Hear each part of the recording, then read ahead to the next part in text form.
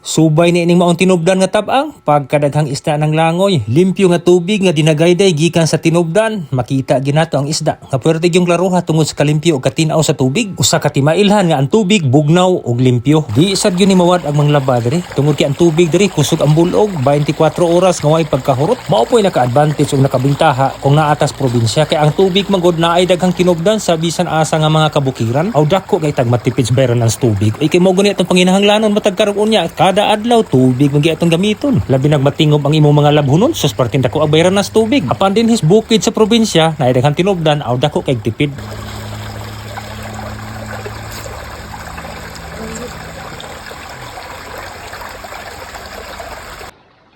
Ano eh? Naida ko kay padung. Dito. Ito kayo. Ano kadagong sila guys?